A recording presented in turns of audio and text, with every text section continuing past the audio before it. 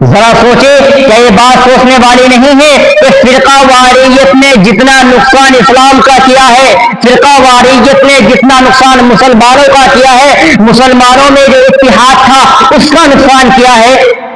جس کی کوئی بھرپائی ہو ہی نہیں سکتی۔ یہ بات بالکل حقیقت ہے۔ آپ دیکھ لیجئے کہ بڑے مناظرے ہو رہے ہیں، ادھر دیوبندی علماء بیٹھے ہیں، ادھر بریلوی علماء بیٹھے ہیں، ادھر شیعہ علماء بیٹھے ہیں، ادھر احمدیہ خارجیہ تمام طرح کے علماء بیٹھے ہیں، اور آپس میں مناظرے ہو رہے ہیں، آپس میں ایک دوسرے کو کافر ثابت کرنے کی باتیں ہو رہی ہیں کہ تو کافر ہے، تو کافر ہے، تمام طرح کی الٹی سیدھی باتیں ہو رہی ہیں، اور تمام طرح کے مناظرے تو اس طریقے سے دیکھے گئے، اور آج بھی ان کے کلپس وہ ویڈیوز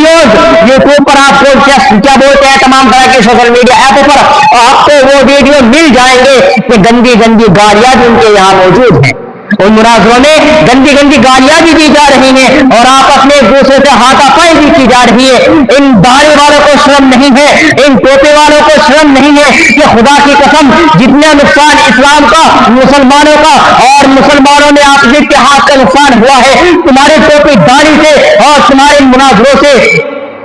اسی کی سب سے بڑی وجہ یہ ہے کہ آج مسلمان فرقہ واریت میں بٹا ہے،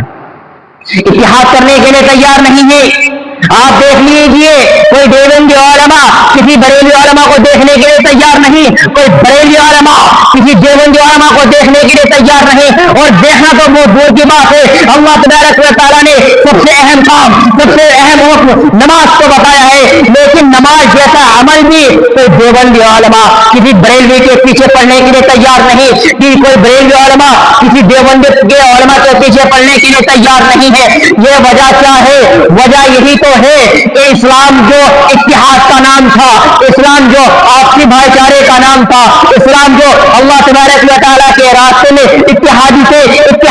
سے چلنے کا نام تھا، ان فرقہ واریت نے، ان داڑھی والوں نے، ان ٹوپی والوں نے خدا کی قسم ایسا ماحول بنا دیا ہے کہ آج ایک مسلمان دوسرے مسلمان کو دیکھنے تک کے لیے تیار نہیں ہے۔ وہ شعر مجھے یاد آتا ہے کہ اپنی اپنی مسجدیں ہیں اور اپنے اپنے پیر ہیں، کہ دیوبندی علماء اور بریلوی علماء آپس میں بٹ گئے، اور اپنے اپنے پیر ہیں اور اپنی اپنی مسجدیں ہیں، اور ترکشوں میں ٹوٹے ہوئے سارے پیر ہیں۔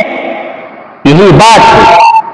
ترکش ہے اور ٹوٹے ہوئے سارے پیر ہیں، اور ایک ہی مخلوق کے، ایک ہی اللہ کے بنانے والے ہیں، اور ایک ہی اللہ کا نام لینے والے ہیں، لیکن اس کے باوجود بھی شرم و حیا نہیں ہے، خدا کا خوف نہیں ہے۔ کوئی نبی کریم صلی اللہ علیہ وسلم کی عظمت کو اتنا اوپر لے گیا کہ خدا کو بھول گیا، کوئی اللہ تبارک و تعالیٰ کی عظمت کو اتنا نیچے لے گیا کہ صحابہ کو بھول گیا،